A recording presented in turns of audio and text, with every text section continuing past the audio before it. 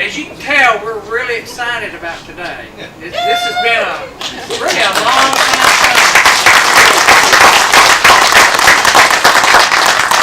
coming. It was, I guess, about 2 years ago, we really started imagining better health here before that became, I guess, the way that we talk about St. Vincent's. And it's almost here. I mean, we're just thrilled to death.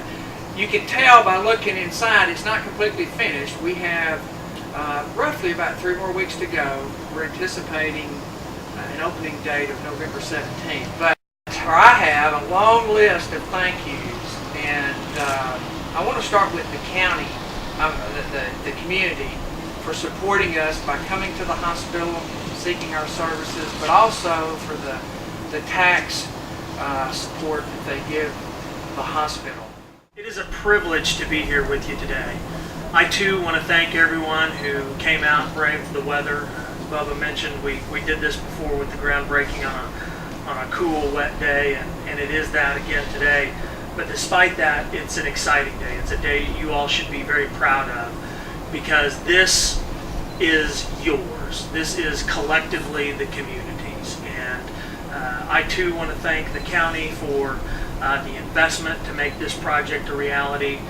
Also want to thank the auxiliary for your efforts. Again, I can't reiterate how important that was.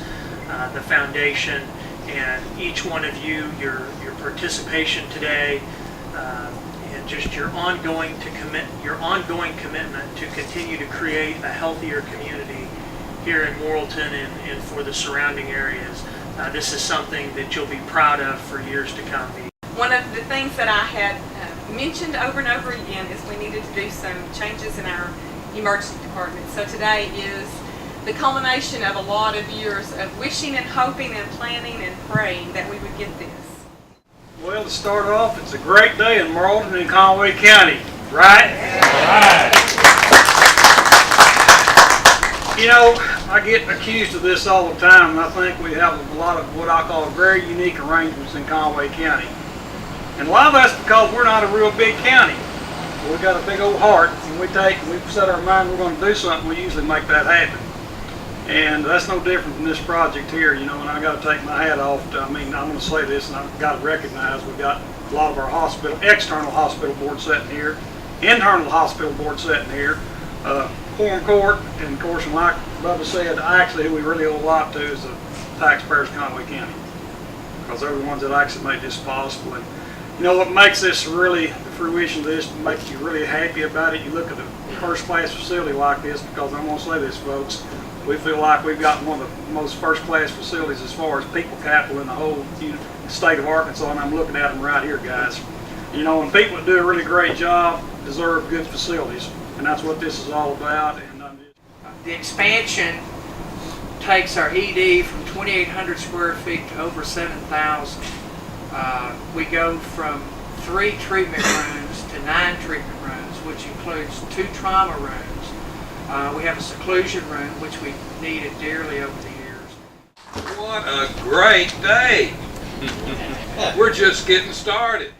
Critical access hospitals not only contribute to the health and wellness of the local residents, but also to the overall economic strength of the community economy.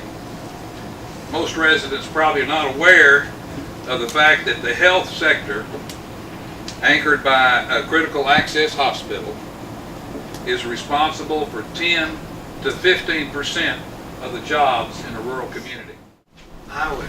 First thing I'd like to do is thank St. Vincent for the commitment to this community.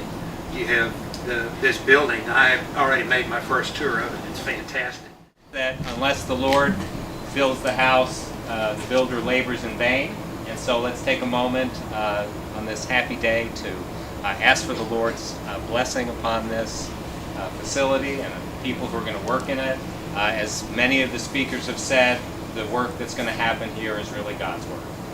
When we reach out with compassion to our brothers and sisters in need, we are showing them the love of God. And then conversely, when our staff and the folks who work here get to touch people who are in need. They get to experience the Lord, as we know from Matthew 25, that when you serve the least of these, you are meeting Jesus.